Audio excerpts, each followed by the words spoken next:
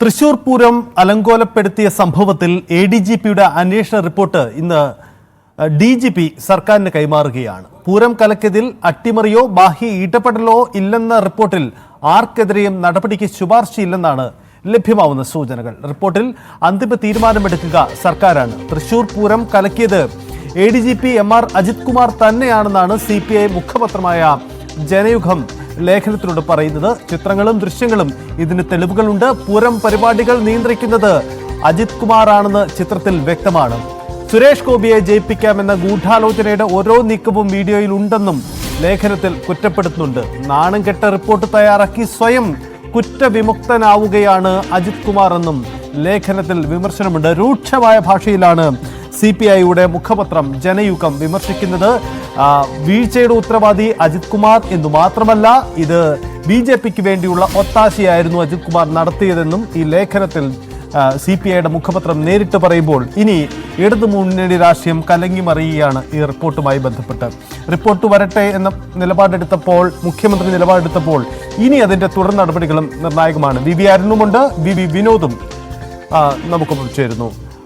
ആദ്യം അരുൺ, ഈ റിപ്പോർട്ടിൽ CPI എടുക്കുന്ന നിലപാട് ശക്തമായി വ്യക്തമാണ്. കാരണം അതിൽ ഒന്ന് റിപ്പോർട്ട് ഇന്നലെ തള്ളുന്നു. ഇന്നലെ തന്നെ CPI നേതാക്കൾ, പ്രത്യേകിച്ച് സുനിൽകുമാർ അടക്കമുള്ളവർ ആ റിപ്പോർട്ട് തള്ളി നിലപാടെടുത്തു. പക്ഷേ ഇന്ന് ഈ ലേഖനത്തിൽ ആരോപിക്കുന്നത് BJPക്ക് വേണ്ടിയുള്ള ഒത്താശയാണ് എന്നവർ നേരിട്ട് ആരോപിക്കുകയാണ്. അപ്പോൾ ഈ റിപ്പോർട്ട് ഇനി സർക്കാരിന് സ്വീകരിക്കാൻ കഴിയില്ലാത്ത ഒരു രാഷ്ട്രീയ പശ്ചാത്തലം CPI മുന്നിൽ തന്നെ ഉണ്ടാക്കുന്നു എന്നൊരു സാഹചര്യമുണ്ട്.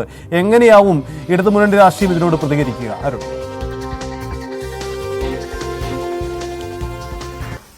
സൈത്ത, പൂരം കലങ്ങൽ സംബന്ധിച്ച് അജിത് കുമാർ നൽകിയ റിപ്പോർട്ട് കലങ്ങാത്തത് CPIക്കാണ്. സ്വാഭാവികമായും CPI റിപ്പോർട്ട് അങ്ങനെ അംഗീകരിക്കുന്നത് മാത്രമല്ല, അപഹസിച്ച് തള്ളുകയുമാണ് CPI. അജിത് കുമാറും ഓടുന്ന കുതിരയും എന്ന പേരിൽ ഒരു ലേഖനമാണ് ജനയുഗത്തിന്റെ CPI മുഖപത്രത്തിന്റെ എഡിറ്റോറിയൽ പേജിലുള്ളത്. അതിലാണ് അജിത് കുമാറിനെ വാതിൽപ്പഴുതിലൂടെ എന്ന പങ്ക്തിയിലാണ് ഈ ഒരു അജിത് കുമാറിന്റെ വിമർശനം വരുന്നത്. പൂരം കലക്കൽ വേളയിൽ ഒരു ചിത്രം പുറത്തു വന്നിട്ടുണ്ട്. കലക്കലിൽ പ്രതിഷേധിക്കുന്ന ഭക്തജനങ്ങളെ അജിത്ത് അഭിസംബോധന ചെയ്യുന്ന ചിത്രം. ചാരനിറത്തിലുള്ള ഷട്ടുധാരി, ഇരുകൈകളും ലോകരക്ഷകനായ കർത്താവിനെ പോലെ അന്തരീക്ഷത്തിലേക്ക് ഉയർത്തി അനുഗ്രഹിക്കും വണ്ണമുള്ള ചിത്രം. പൂരപരിപാടികൾ നിയന്ത്രിക്കുന്ന ഇയാളാണെന്ന് ചിത്രത്തിൽ വ്യക്തം.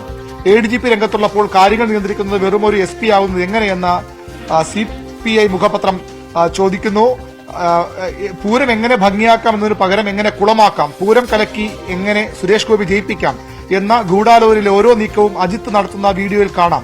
പൂരം കലക്കിയതിൽ ചുക്കാൻ പിടിച്ച അജിത് കുമാർ തന്നെ കലങ്ങൽ അന്വേഷണം നടത്തിയാൽ താൻ അങ്ങനെ ഒരു റിപ്പോർട്ട് അല്ലാതെ നൽകാനാകുമോ? നാണംകെട്ട റിപ്പോർട്ട് തയ്യാറാക്കി സ്വയം കുറ്റവിമുക്തനായിട്ട് അജിത്ത് കുമാർ നെഞ്ചുവിരിച്ച് ചോദിക്കുന്നു, എങ്ങനെയുണ്ട് എന്റെ പൂരം കലക്കൽ റിപ്പോർട്ട്?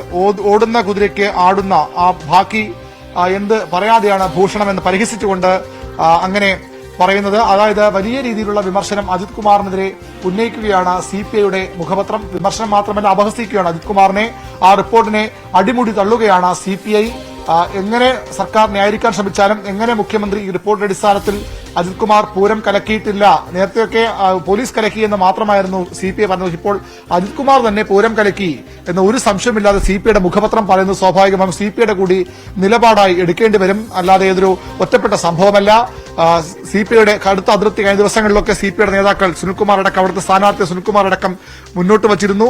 ഇങ്ങനെ ഒരു നിലപാട് CPIക്കുള്ളപ്പോൾ എങ്ങനെയാണ് അജിത് കുമാറിന്റെ റിപ്പോർട്ട് മുഖ്യമന്ത്രി സ്വീകരിക്കുക? എന്ന് റിപ്പോർട്ട് മുഖ്യമന്ത്രിക്ക് ലഭിക്കും. അത് അതേപടി വിശ്വസിക്കാൻ മുഖ്യമന്ത്രി തയ്യാറാകുമോ? അല്ലെങ്കിൽ അതിന്മേൽ എന്തെങ്കിലും അന്വേഷണം കൂടി പ്രഖ്യാപിക്കുമോ? സ്വാഭാവികമായും അജിത് കുമാർ ഈ ആരോപണം ഈ 5 മാസം മുമ്പ് അന്വേഷിക്കാൻ മുഖ്യമന്ത്രി അജിത് കുമാറിനോട് ആവശ്യപ്പെടുമ്പോൾ അജിത് കുമാർ ഇതിന്റെ ഒരു പ്രതിസ്ഥാനത്ത് കുറ്റാരോപിതനായി വന്നിരുന്നില്ല. എന്നാൽ ഇപ്പോൾ അങ്ങനെയല്ല കാര്യങ്ങൾ. അജിത് കുമാർ തന്നെയാണ് ഈ കുറ്റാരോപിതൻ. അജിത് കുമാറിനെതിരെയാണ് CPIയുടെ കൃത്യമായ വിമർശനം. അജിത് കുമാറിനെതിരെയാണ് പ്രതിപക്ഷത്തിന്റെ വിമർശനം. അങ്ങനെ വരുമ്പോൾ അജിത് കുമാറിനെ എതിരെ തന്നെ ഉള്ള റിപ്പോർട്ട് അദ്ദേഹം തന്നെ അന്വേഷിച്ച് തനിക്ക് പൂർണ്ണമായും ക്ലീൻ ചിറ്റ് നൽകിക്കൊണ്ടുള്ള സ്വയം വെളുപ്പിക്കുന്ന ഒരു റിപ്പോർട്ട് നൽകിയെന്ന് മാത്രമേ ഇപ്പോൾ പറയാൻ കഴിയൂ. അത് എങ്ങനെ മുഖ്യമന്ത്രി സ്വീകരിക്കും എന്നാണ് ഇനി അറിയേണ്ടത്. അല്ലെങ്കിൽ കൂടുതൽ അന്വേഷണം തയ്യാറാകുമോ? ഇല്ലെങ്കിൽ ഇടതു രാഷ്ട്രീയത്തിന്റെ വലിയ പൊട്ടിത്തെറികൾക്ക് ഈ വിവാദം വഴിവെക്കുമെന്ന് ഉറപ്പാണ്. അരുണ്, ഒരു കാര്യം, അരുണ്, ഈ യഥാർത്ഥത്തിൽ അൻവർ ഇത്ര ശക്തമായ ആരോപണം ഉന്നയിക്കുന്നതിന് മുമ്പ് വരെ CPIയും ചില പ്രതിഷേധങ്ങൾക്കപ്പുറം ഈ ADGPക്കെതിരെയോ പൂരം വിഷയത്തിലോ പൂരം വിവാദത്തിലോ ഇത്തരമൊരു നിലപാടെടുത്തിരുന്നില്ല. ഒന്ന്, ഈ തൃശ്ശൂരിലെ തെരഞ്ഞെടുപ്പ് ഫലം പുറത്തു വന്നതിന് ശേഷവും അവിടെ വോട്ട് ചോർച്ച ഉണ്ടായിട്ടില്ല. ഇരു പാർട്ടികളിലും വോട്ട് ചോർച്ച ഉണ്ടായിട്ടില്ല. സ്വാഭാവികമായും ഉണ്ടായ ചില മാറ്റങ്ങൾക്കപ്പുറം വ്യാപകമായ ഇടതു വോട്ടുകൾ, പ്രത്യേകിച്ച് CPM വോട്ടുകളൊന്നും ചോർന്നിട്ടില്ലെന്നായിരുന്നു അന്നത്തെ അവിടുത്തെ CPIയുടെ നിലപാട്. പക്ഷേ ഇപ്പോൾ അവർ നിലപാട് മാറ്റുന്നു എന്ന സൂചനയുണ്ട്. ബോധപൂർവമായി അവിടെ ഈ അജിത് കുമാർ ശ്രമം നടന്നെങ്കിൽ, അത്തരമൊരു നിലപാട് CPI മുന്നണി യോഗത്തിൽ എടുത്തെങ്കിൽ അത് സ്വാഭാവികമായും ഈ തെരഞ്ഞെടുപ്പ്, ലോക്സഭാ തെരഞ്ഞെടുപ്പ് വിവാദത്തിലൂടെ കൂടെ വീണ്ടും ഒരു ചർച്ചയായി മാറുന്ന സാഹചര്യം ഉണ്ടാക്കില്ലേ?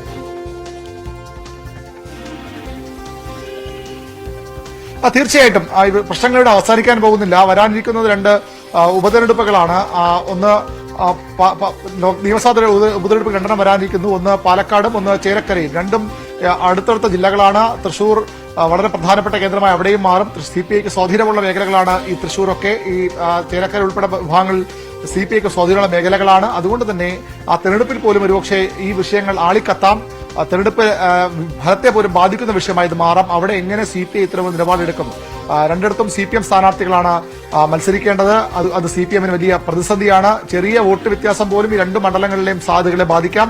വയനാട് ഉപതെരഞ്ഞെടുപ്പ് വരും. സ്വാഭാവികമായും അവിടെ പ്രിയങ്ക ഗാന്ധി മത്സരിക്കുമ്പോൾ മാനം രക്ഷിക്കാനുള്ള ഒരു പോരാട്ടമെങ്കിലും അവിടെ CPI സ്ഥാനാർത്ഥി നടത്തേണ്ടി വരും. ഇവിടെ CPMന്റെ പിന്തുണ അവർക്ക് കൂടിയേ കഴിയൂ. അങ്ങനെ വളരെ അടുത്ത ദിവസങ്ങളിൽ തന്നെ അല്ലെങ്കിൽ ആഴ്ചകളിൽ തന്നെ 2 പാർട്ടികൾക്കും ഒരുമിച്ച് ചേർന്ന് പോകേണ്ട സാഹചര്യങ്ങൾ വരികയാണ്. തൊട്ടുപിന്നാലെ തദ്ദേശ തെരഞ്ഞെടുപ്പ് വരുന്നുണ്ട്.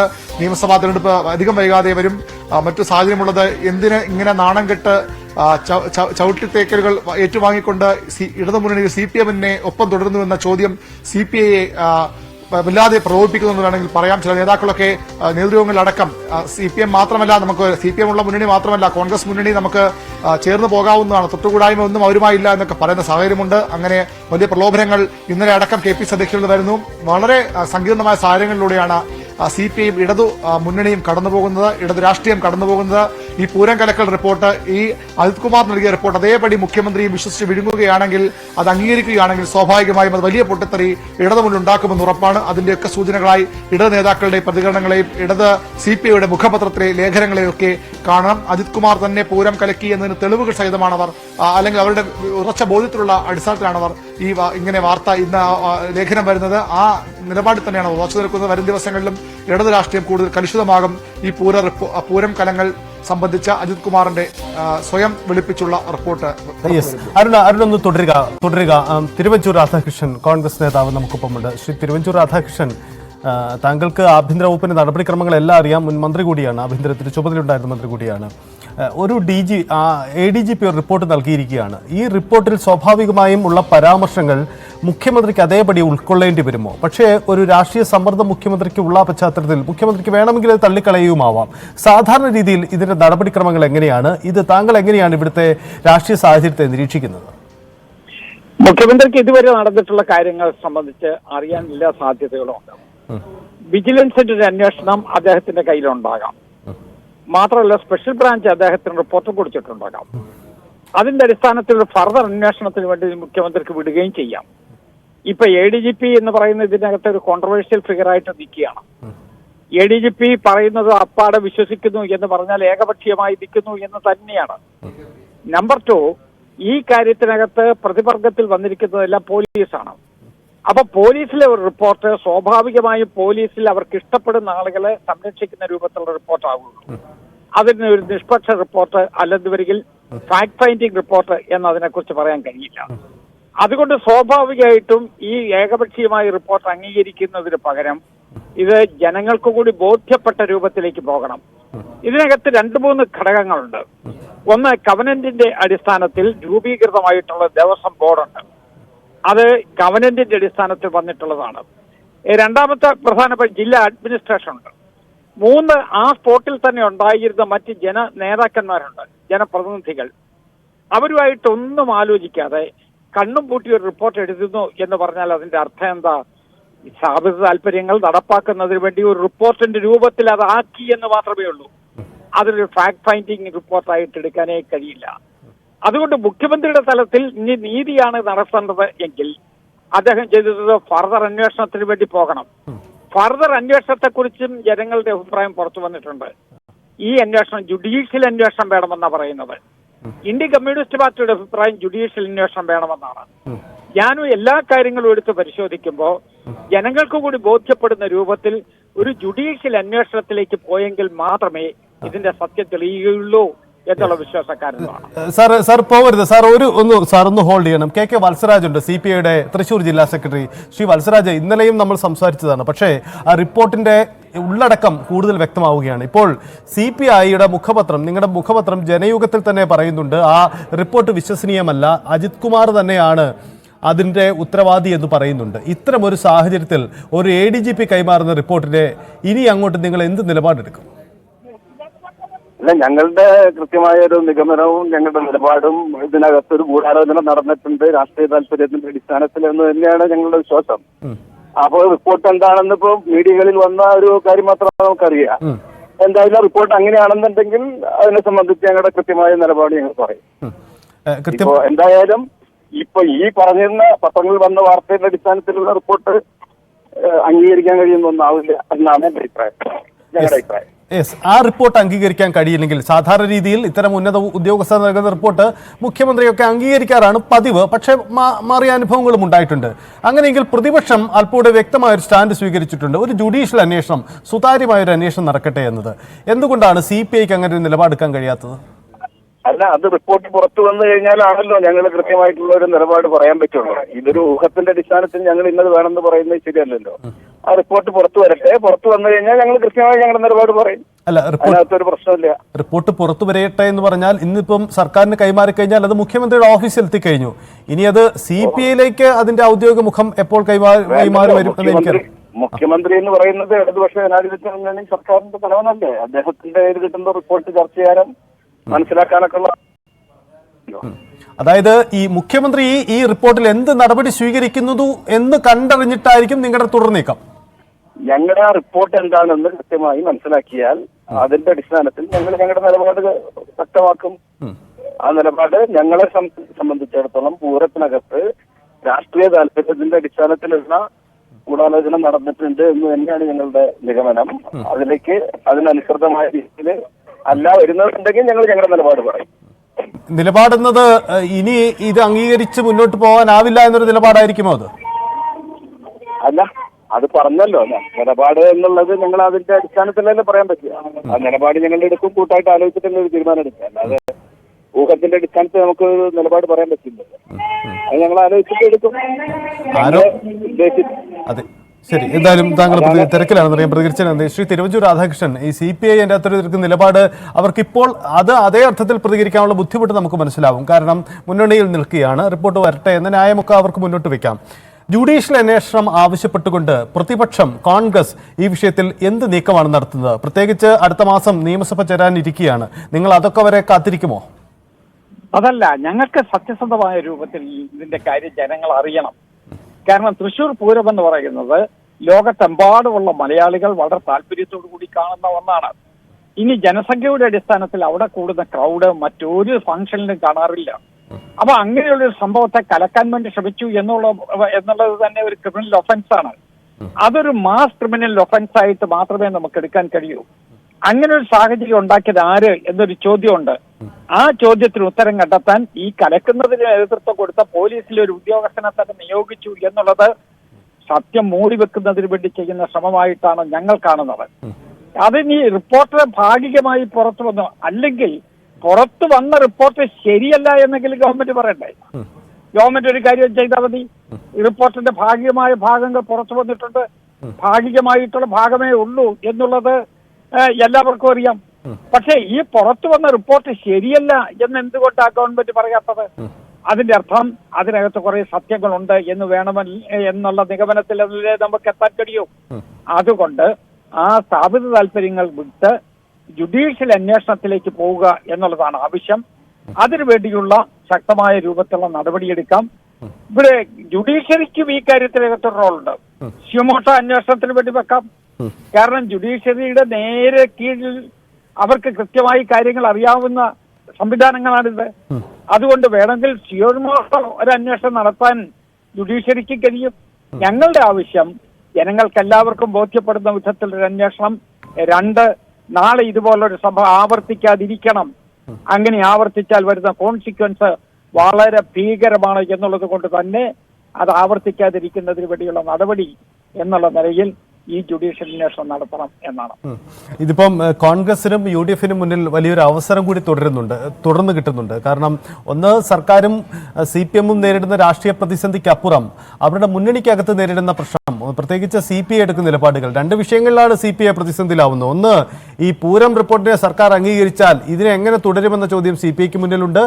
മറ്റൊന്ന്, പ്രധാനപ്പെട്ട പ്രതിസന്ധി ഉണ്ടാവുന്ന ADGP RSS കൂടിക്കാഴ്ച സംബന്ധിച്ച് സർക്കാരിന്റെ വിശദീകരണം തൃപ്തികരമല്ലാത്ത ഒരു സാഹചര്യം ഉണ്ട് എന്ന് അവർ വിശ്വസിക്കുന്നുണ്ട്. ഈ സാഹചര്യമൊക്കെ അവർക്ക് മുന്നിൽ വെല്ലുവിളിയായി നിൽക്കുമ്പോൾ മുന്നണി മാറ്റ സാധ്യത, അവരിൽ ഒരു ചർച്ചയ്ക്കെങ്കിലും കീഴ്ഘടകെങ്കിലും ഒരു അഭിപ്രായ പ്രകടനമെങ്കിലും ഉണ്ടായിട്ടുണ്ട്. എന്തുകൊണ്ട് കോൺഗ്രസുമായി ചേർന്ന് പോയി കൂടാ എന്നത്, ഇതിനെ ഉപയോഗപ്പെടുത്താൻ അല്ലെങ്കിൽ ഈ ഒരു രാഷ്ട്രീയ സാഹചര്യത്തെ നിങ്ങൾ എങ്ങനെ ഉപയോഗപ്പെടുത്തും? അതൊക്കെ വളർന്നു വരുന്ന ഡെവലപ്മെന്റ്സ് അനുസരിച്ചല്ലേ നമുക്ക് അഭിപ്രായം രേഖപ്പെടുത്താൻ പറ്റും. ഇപ്പൊ ഇതിന്റെയൊക്കെ ഒരു പ്രിമച്വർ സ്റ്റേജാണ്. ഇനി എന്ത് ഡെവലപ്മെന്റ്സ് ഉണ്ടാകും എന്നുള്ളത് നമുക്ക് കാത്തിരുന്ന് കാണാം.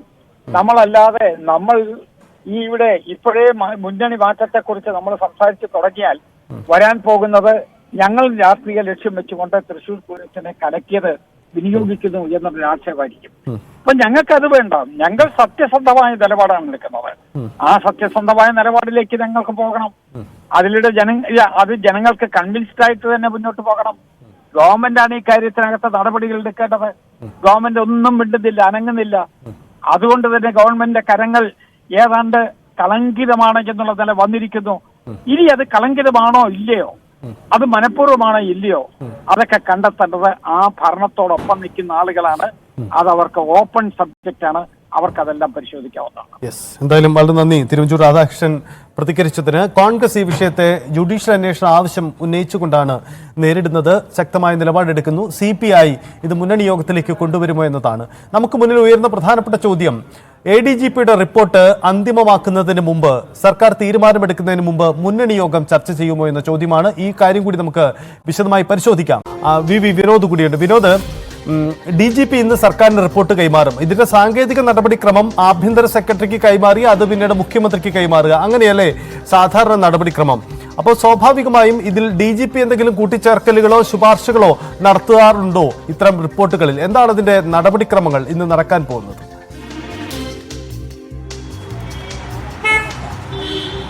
സൈത്ത്, നിലവിലെ സാഹചര്യത്തിൽ എന്തെങ്കിലും ഒരു കൂട്ടിച്ചേർക്കൽ DGP-യുടെ ഭാഗത്തു നിന്ന് ഉണ്ടാകുമെന്ന് കരുതുക വയ്യ. ഈ റിപ്പോർട്ട് അതേപടി ഏതാണ്ട് 1400 പേജുള്ള റിപ്പോർട്ടാണ്. ഈ റിപ്പോർട്ട് അതേപടി സർക്കാരിന് കൈമാറുക എന്ന നടപടിക്രമമായിരിക്കും DGP പൂർത്തിയാക്കുക. ഹോം സെക്രട്ടറിക്കാകും ഇത് കൈമാറുന്നത്. തുടർന്ന് മുഖ്യമന്ത്രിയുടെ കൈകളിലേക്ക് എത്തും. മുഖ്യമന്ത്രിയാണ് ഇക്കാര്യത്തിൽ ഒരു അന്തിമ തീരുമാനമെടുക്കേണ്ടത്. ഈ റിപ്പോർട്ട് അംഗീകരിക്കണമോ അല്ലെങ്കിൽ തള്ളണമോ എന്ന തീരുമാനമെടുക്കേണ്ടത്. അതിന്റെ ഒരു അന്തിമമായ തീരുമാനം മുഖ്യമന്ത്രിയുടേതാകും. അതിനുശേഷമായിരിക്കും തുടർ നടപടികൾ. ഇപ്പോഴത്തെ സാഹചര്യം, അത് രാഷ്ട്രീയ സാഹചര്യം അരുൺ വിശദീകരിച്ചു. CPI ഉന്നയിക്കുന്ന എതിർപ്പ് ഈ റിപ്പോർട്ടിനെ പാടെ തള്ളിക്കളഞ്ഞുകൊണ്ട് പരസ്യമായി തന്നെ CPI രംഗത്തെത്തുമ്പോൾ മുഖ്യമന്ത്രി ഈ റിപ്പോർട്ട് അംഗീകരിച്ചാൽ അത് രാഷ്ട്രീയമായി പല ചലനങ്ങൾക്കും വഴിവെക്കുമെന്ന കാര്യം ഉറപ്പാണ്. അതല്ലെങ്കിൽ സർക്കാരിന് മുന്നിലുള്ള ഒരു വഴി, ഇതിന്മേൽ വീണ്ടും ഒരു അന്വേഷണം. അതായത് ഇപ്പോൾ ആരോപണ വിധേയനാണ് ADGP MR അജിത് കുമാർ. അദ്ദേഹമാണ് ഈ അന്വേഷണ റിപ്പോർട്ട് തയ്യാറാക്കിയത്. അതുകൊണ്ട് തന്നെ മറ്റൊരു സംവിധാനം, ഒന്നുകിൽ ആഭ്യന്തര സെക്രട്ടറിയുടെയോ ആഭ്യന്തര വകുപ്പിന്റെയോ ഒരു അന്വേഷണം, അല്ലെങ്കിൽ DGP-യുടെ മേൽനോട്ടത്തിൽ ഇക്കാര്യങ്ങൾ വീണ്ടും പരിശോധിക്കാനുള്ള നടപടിക്രമങ്ങൾ, അതിലേക്ക് സർക്കാരിന് പോകാം. അതുമല്ലെങ്കിൽ ജുഡീഷ്യൽ അന്വേഷണമാണ്. അത് പ്രതിപക്ഷം ആവശ്യപ്പെടുന്നുണ്ട്, BJP ആവശ്യപ്പെടുന്നുണ്ട്. ഇപ്പോഴത്തെ ഒരു സാഹചര്യത്തിൽ ജുഡീഷ്യൽ അന്വേഷണത്തിലേക്ക് സർക്കാർ പോകുമോ എന്ന കാര്യം വ്യക്തമല്ല. പ്രതിപക്ഷമാകട്ടെ കാര്യങ്ങൾ ഒന്നുകൂടി ബലപ്പെടുത്തുകയാണ്, അല്ലെങ്കിൽ ശക്തമാക്കുകയാണ്. തൃശൂർ പൂരവുമായി ബന്ധപ്പെട്ട് വിശദീകരണ യോഗം വിളിക്കാൻ തീരുമാനിച്ചിട്ടുണ്ട്. തേക്കിൻകാട് മൈതാനത്ത് വിശദീകരണ യോഗം വിളിക്കുക. അതിനെ തുടർന്ന് വരുന്ന സഭാ സമ്മേളനമാണ്. സഭയ്ക്കകത്തും പുറത്തും ഈ വിഷയം ഉയർത്തിക്കൊണ്ടുവരിക എന്നത് തന്നെയാണ്. അതിൽ അടിസ്ഥാനമാക്കുന്നത് തൃശൂർ പൂരം അലങ്കോലമായി എന്ന് പറയുമ്പോൾ അത് എവിടെയാണ് ഊന്നി നിൽക്കുന്നത് എന്നാണ് നമ്മൾ പരിശോധിക്കേണ്ടത്. RSS കൂടിക്കാഴ്ചയിലാണ് അതിനെ കൊണ്ടുവയ്ക്കുന്നത്. ADGP-യും 2 RSS നേതാക്കളുമായി നടത്തിയ കൂടിക്കാഴ്ച, ദത്താത്രേയയും അതോടൊപ്പം തന്നെ റാം മാധവുമായി അടുത്തടുത്ത ദിവസങ്ങളിൽ 10 ദിവസത്തെ ഇടവേളകളിൽ ADGP 2 ജില്ലകളിലായി കൂടിക്കാഴ്ച നടത്തി. ഇതിന്റെ ആവശ്യം എന്തായിരുന്നു എന്നാണ് ബിനോയ് വിശ്വം ഉൾപ്പെടെ CPIയുടെ പ്രധാനപ്പെട്ട നേതാക്കൾ ചോദിച്ചത്. ഇക്കാര്യത്തിൽ തൃപ്തികരമായ ഒരു വിശദീകരണം നൽകാൻ ഇതുവരെ ADGPക്ക് കഴിഞ്ഞിട്ടില്ല. വ്യക്തിപരമായ കൂടിക്കാഴ്ച ആണ് എന്ന് പറയുമ്പോഴും ഇത്രയും ഉന്നത സ്ഥാനത്തിരിക്കുന്ന ഒരാൾ, പ്രത്യേകിച്ച് ക്രമസമാധാന ചുമതല വഹിക്കുന്ന ഒരാൾ, മറ്റ് ചില സുഹൃത്തുക്കളുമായി അദ്ദേഹത്തോടൊപ്പം മറ്റ് ചില ബിസിനസ്സുകാർ കൂടി ഉണ്ടായിരുന്നു എന്നാണ് മനസ്സിലാക്കുന്നത്. ആ തരത്തിൽ എന്തിനെ ഈ കൂടിക്കാഴ്ച നടത്തി എന്നതാണ് പ്രധാനമായും ഉയർന്നു വരുന്ന ചോദ്യം. അക്കാര്യങ്ങളിൽ സർക്കാർ വിശദീകരിക്കേണ്ടി വരും. EP ജയരാജന്റെ അനുഭവം മുന്നിലുണ്ട്. കാരണം അദ്ദേഹം കേരളത്തിന്റെ പ്രഭാരി, അദ്ദേഹവുമായി BJP നേതാവ് അദ്ദേഹത്തിന്റെ വീട്ടിലേക്ക് വരുന്നു, പുറത്തേക്ക് പോകുന്നു. ഒരു രാഷ്ട്രീയ ചർച്ച പോലും നടന്നിട്ടില്ല. പ്രകാശ് ജാവദേക്കറുമായി അദ്ദേഹം തന്റെ വീട്ടിലേക്ക് വരിക മാത്രമാണ് ചെയ്തതെന്ന് EP ജയരാജൻ വിശദീകരിച്ചിട്ട് പോലും പാർട്ടിയിൽ അദ്ദേഹത്തിന് നേരിടേണ്ടി വന്ന സാഹചര്യം നമുക്ക് മുന്നിലുള്ള അനുഭവമാണ്. ഇടതുമുന്നണി കൺവീനർ സ്ഥാനത്ത് നിന്ന് EP ജയരാജൻ പുറത്തു പോകുന്ന നിലയുണ്ടായി. അവിടെയാണ് MR അജിത് കുമാർ സംരക്ഷിക്കപ്പെടുന്നത്. കാരണം തീവ്രത പരിശോധിച്ചാൽ BJP നേതാവിനെയാണ് EP Jayarajan കണ്ടതെങ്കിൽ അതിനുമപ്പുറത്ത് RSS നേതാക്കളുമായാണ് MR Ajith Kumar കൂടിക്കാഴ്ച നടത്തിയത്. EP ജയരാജന് നടപടി വരികയും EP ജയരാജൻ പുറത്തു പോവുകയും ചെയ്യേണ്ടി വരുമ്പോൾ MR അജിത് കുമാർ സംരക്ഷിക്കപ്പെടുന്നു. അത് മുഖ്യമന്ത്രിയാണ് അങ്ങനെ ഒരു കവചം തീർക്കുന്നത്. അദ്ദേഹത്തെ മാറ്റി നിർത്തിയുള്ള അന്വേഷണം, അതിന് പോലും മുഖ്യമന്ത്രി തയ്യാറാകുന്നില്ല. ഇത് തന്നെയാണ് CPIയെ ചൊടിപ്പിക്കുന്നത്. CPI മാത്രമല്ല, RJDയും NCPയും ഉൾപ്പെടെയുള്ള പാർട്ടികൾ ഇതിൽ എതിർപ്പ് പ്രകടിപ്പിച്ചു കഴിഞ്ഞു. അതുകൊണ്ട് തന്നെ ഈ വരും ദിവസങ്ങൾ ഏത് നിലയ്ക്കാകും പോവുക, അത് ജുഡീഷ്യൽ അന്വേഷണം എന്നതിന് സർക്കാർ വഴങ്ങുമോ, അതല്ലെങ്കിൽ ഈ റിപ്പോർട്ട് പൂർണ്ണമായും അംഗീകരിക്കുമോ, അതല്ല ഈ റിപ്പോർട്ടിന് മുകളിൽ മറ്റൊരു അന്വേഷണം പ്രഖ്യാപിക്കുമോ, ഇത്തരം കാര്യങ്ങളെല്ലാം, ഇത്തരം സാധ്യതകളെല്ലാം നിലനിൽക്കുന്നുണ്ട്. മടങ്ങി വരുമ്പോൾ VV അരുണുണ്ട്. അരുണ്, ഈ സർക്കാരിന് ലഭിക്കുന്ന ഉന്നത പോലീസ് ഉദ്യോഗസ്ഥന്റെ റിപ്പോർട്ട്, പ്രത്യേകിച്ച് DGP കൈമാറി വരുന്ന ഈ റിപ്പോർട്ട് സാധാരണ രീതിയിൽ അംഗീകരിക്കപ്പെട്ടു പോവുകയാണ് പതിവ്. പക്ഷേ ഇതൊരു രാഷ്ട്രീയ പ്രതിസന്ധിയാണ്. മുന്നണി യോഗത്തിലെത്തി മുന്നണിയിൽ ചർച്ച ചെയ്ത ശേഷം ഈ റിപ്പോർട്ട് അന്തിമമാക്കുക, ഒരു രാഷ്ട്രീയ തീരുമാനത്തിലൂടെ അന്തിമമാക്കുക, അത്തരമൊരു സാധ്യത ഈ രാഷ്ട്രീയ പ്രതിസന്ധിയിൽ ഇടതുമുന്നണിയിലുണ്ടോ? അങ്ങനെ പ്രതീക്ഷിക്കണമെന്നോ?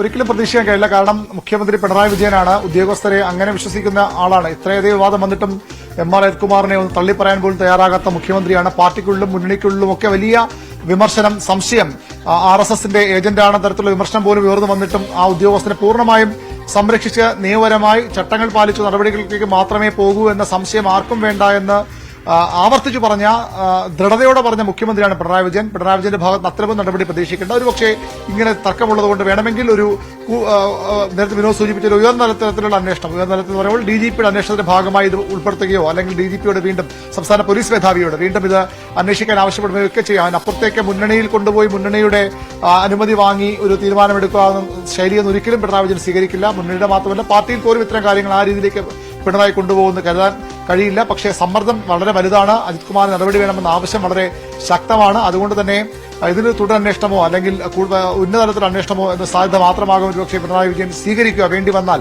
അല്ലെങ്കിൽ ഒരുപക്ഷെ ADGPയുടെ റിപ്പോർട്ട് അതേപടി അംഗീകരിക്കും. കഴിഞ്ഞ ദിവസം അദ്ദേഹം പറഞ്ഞത്, ഈ പൂരം അന്വേഷണ അലങ്കോലപ്പെടുത്തൽ ആരോപണം നേരിടുന്ന ഉദ്യോഗസ്ഥർ തന്നെയാണല്ലോ അത് അന്വേഷിക്കുന്നത്. ആ ഉദ്യോഗസ്ഥനാണല്ലോ 5 മാസത്തിലധികം റിപ്പോർട്ട് നൽകാതെ പിടിച്ചുവച്ചത്. അദ്ദേഹത്തെ മാറ്റം തയ്യാറാകുമെന്ന് ചോദിച്ചപ്പോൾ ഉദ്യോഗസ്ഥരൊന്നും മാറ്റാൻ ആലോചിച്ചിട്ടില്ല എന്ന് തന്നെ ശക്തമായി തന്നെ പറഞ്ഞ മുഖ്യമന്ത്രിയാണ്. അതുകൊണ്ട് തന്നെ അതിനപ്പുറത്തേക്കൊന്നും പ്രതീക്ഷിക്കാനില്ല. പക്ഷേ ഈ മുന്നണി ഈ രീതിയിൽ സമ്മർദ്ദം വരുമ്പോൾ, CPI ഈ ആവശ്യം ശക്തമാകുമ്പോൾ ഏത് തരത്തിലേക്ക് അന്വേഷണം മാറ്റാൻ, പക്ഷേ ഈ റിപ്പോർട്ട് ഇപ്പോൾ പൂർണ്ണമായി സ്വീകരിക്കാതെ ഹോൾഡ് ചെയ്യുകയോ അല്ലെങ്കിൽ വീണ്ടും ഒരു അന്വേഷണത്തിലേക്ക് വിടുകയൊക്കെ ചെയ്യാനുള്ള സാധ്യത മാത്രമേ നമുക്ക് ചൂണ്ടിക്കാട്ടാനാകൂ. അവിടെ ഒരു സമവായം മുന്നണി തലത്തിൽ വരട്ടെ എന്ന രീതിയൊന്നും ആ നിലപാടൊന്നും പിണറായി വിജയൻ സ്വീകരിക്കാൻ ഒട്ടും സാധ്യതയില്ല. സജിത്ത്, അരുൺ, വിനോദുണ്ട്. വിനോദ്, ഒരു കാര്യം കൂടി, ഇപ്പോൾ DGP നടത്തുന്ന മറ്റൊരു അന്വേഷണം കൂടി ഉണ്ടല്ലോ. ഈ പൂരം വിഷയത്തിനപ്പുറം അജിത് കുമാറിനെതിരെ ആക്ഷേപമുയർന്ന വിഷയങ്ങളിൽ ആ പോലീസ് ഉദ്യോഗസ്ഥർക്കെതിരെ DGP നടത്തുന്ന ഒരു അന്വേഷണമുണ്ടല്ലോ. മുഖ്യമന്ത്രി ഇത്തരമൊരു നിലപാടെടുക്കുമ്പോൾ ശരിക്കും DGPക്ക് മുന്നിൽ, സംസ്ഥാന പോലീസ് മേധാവിക്ക് മുന്നിൽ ഒരു സമ്മർദ്ദമുയരുന്നു എന്നൊരു പശ്ചാത്തലം കൂടിയില്ലേ? കാരണം ആ റിപ്പോർട്ടിലെ കണ്ടെത്തലുകൾ അതിൻ്റെ എല്ലാ അർത്ഥത്തിലും സത്യസന്ധമായി DGPക്ക് അന്വേഷണം മുന്നോട്ട് കൊണ്ടുപോകാൻ കഴിയുമോ എന്ന ചോദ്യമുണ്ട്. പ്രത്യേകിച്ച് അജിത് കുമാറിനെ സംരക്ഷിക്കും, റിപ്പോർട്ട് വന്നാൽ സംരക്ഷിക്കും, റിപ്പോർട്ട് വരെ സംരക്ഷിക്കും എന്നൊക്കെ മുഖ്യമന്ത്രി പറയുമ്പോൾ, മുഖ്യമന്ത്രി അജിത് കുമാറിനൊപ്പം നിൽക്കുന്നു എന്ന സൂചന വരുമ്പോൾ DGPയുടെ അന്വേഷണത്തെ കൂടി അത് സ്വാധീനിക്കും എന്ന നിരീക്ഷണം എത്ര കണ്ട് ശരിയായിരിക്കും?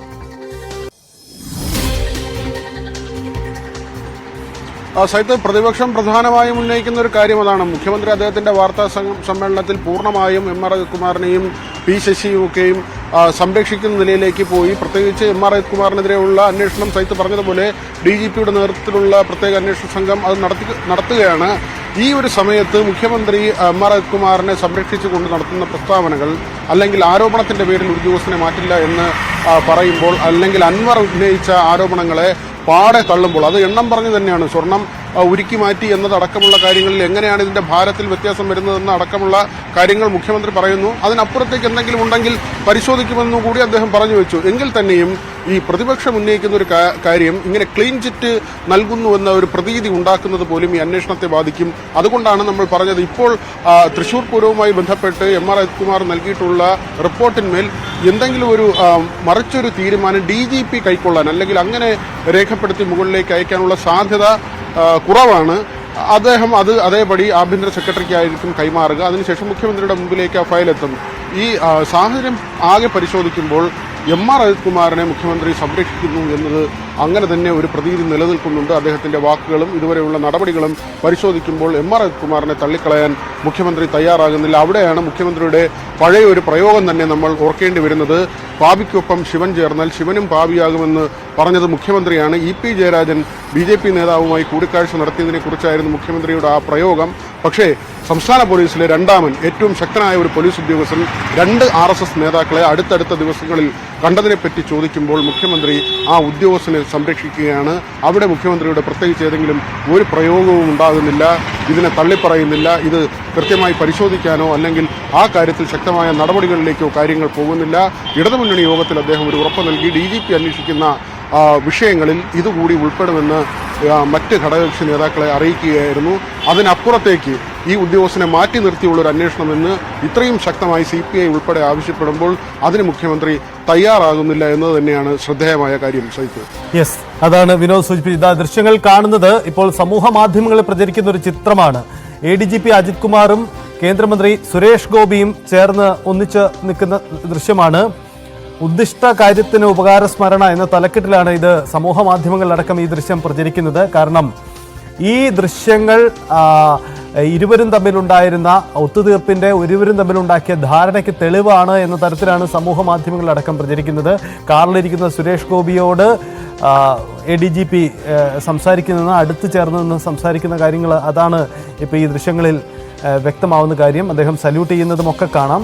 എന്തായാലും ഇത് സല്യൂട്ടിങ്ങൊക്കെ സ്വാഭാവികമായും പ്രോട്ടോകോൾ നടപടിയാവാം. പക്ഷേ അതിനപ്പുറത്തേക്ക് ഈ ചിത്രം മറ്റെന്തെങ്കിലും രാഷ്ട്രീയ സന്ദേശം നൽകുന്നുണ്ടോ എന്ന ചോദ്യം ഉയർത്തുകയാണ് സമൂഹ മാധ്യമങ്ങൾ. എന്തായാലും ഈ വിവാദങ്ങളുടെ പശ്ചാത്തലത്തിൽ സമൂഹ മാധ്യമങ്ങളിൽ ഏറ്റവും അധികം പ്രചരിക്കുന്ന ദൃശ്യം ഒന്നും കൂടി ആയി ഇത് മാറുന്നു എന്നതാണ് പശ്ചാത്തലം. വളരെ വ്യക്തമാണ്. ADGP അജിത് കുമാറും സുരേഷ് ഗോപിയും തമ്മിലുള്ള ആശയവിനിമയം നടത്തുന്നു എന്നതാണ് ഈ ദൃശ്യങ്ങളിലൂടെ കാണുന്നത്.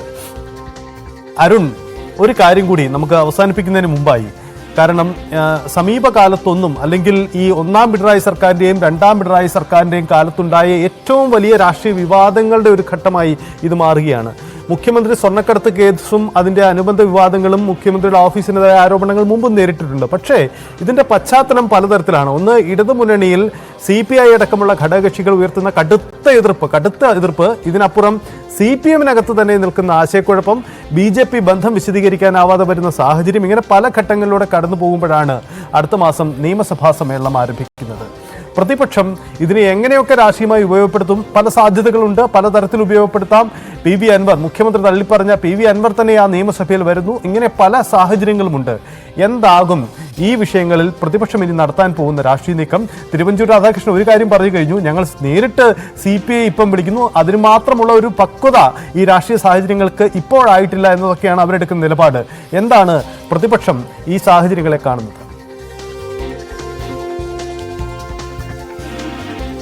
അസത്ത് ഏറ്റവും പ്രധാനം, സ്വർണ്ണക്കടത്ത് കേസ് സമയത്തെ അതിശക്തനായ മുഖ്യമന്ത്രിയല്ല പിണറായി വിജയൻ. ഇപ്പോൾ ആ രീതിയിൽ അദ്ദേഹത്തിന്റെ പാർട്ടിക്കുള്ളിൽ അദ്ദേഹത്തിന്റെ ആ പിന്തുണ പഴയ അതുപോലെ ഉണ്ടെന്ന് അദ്ദേഹം പോലും വിശ്വസിക്കില്ല. മുന്നണിക്കുള്ളിൽ അന്ന് കാനം രാജേന്ദ്രൻ എന്ത് പ്രശ്നം വന്നാലും അടിയുറച്ച് പിണറായിക്കൊപ്പം നിൽക്കുന്ന മുന്നണി ഇടതുമുന്നണിയിലെ പ്രധാന ഘടകകക്ഷിയായ CPIയുടെ സെക്രട്ടറി ഇന്ന് ബിനോയ് വിശ്വം അങ്ങനെ ഒരു കടുത്ത നിലപാട് സ്വീകരിക്കുകയോ ഒരു ദൃഢമായ നിലപാട് പല വിഷയങ്ങളും സ്വീകരിക്കാത്ത ഒരാളാണ്. പക്ഷേ അങ്ങനെ സ്വീകരിച്ചാൽ പോലും അദ്ദേഹത്തിന് പാർട്ടി വിമർശനങ്ങളുണ്ടാകും, എതിരുണ്ടാകാം. അങ്ങനെ മുന്നണിയിലെയും പാർട്ടിയുടെ സാഹചര്യങ്ങൾ വ്യത്യസ്തമാണ്.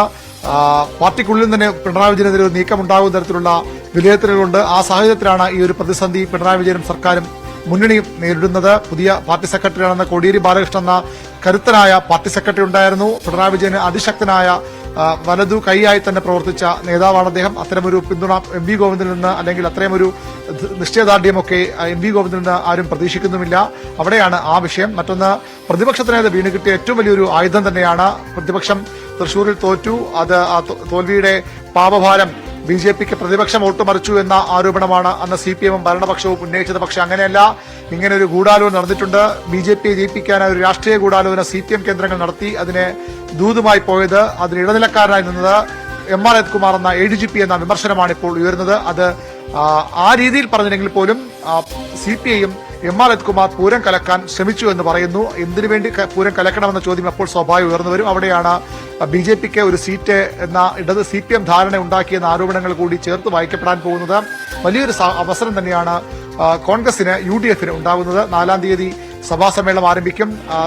ഈ സെഷൻ ആരംഭിക്കും. 4-ാം തീയതി വയനാട് റഫറൻസ് മാത്രമാണ്. ചരമോപചാരം അർപ്പിച്ച് പിരിയും. അടുത്തുള്ള ദിവസങ്ങളിൽ സഭയെ കൂടിയത് കലുഷിതമാക്കുമെന്ന് ഉറപ്പാണ്. പ്രതിപക്ഷം അതിന്റെ എല്ലാ ശക്തിയോടും കൂടി ഈ വിഷയത്തിൽ ആനന്ദിക്കും. അവർക്ക് ഇതിൽ നഷ്ടപ്പെടാൻ ഒന്നുമില്ലാത്ത അവസ്ഥയാണ് ഈ വിഷയത്തിൽ. അതുകൊണ്ട് തന്നെ അവർക്ക് അതിശക്തമായി ഇറങ്ങാം. എന്നാൽ നേട്ടങ്ങളുണ്ട്.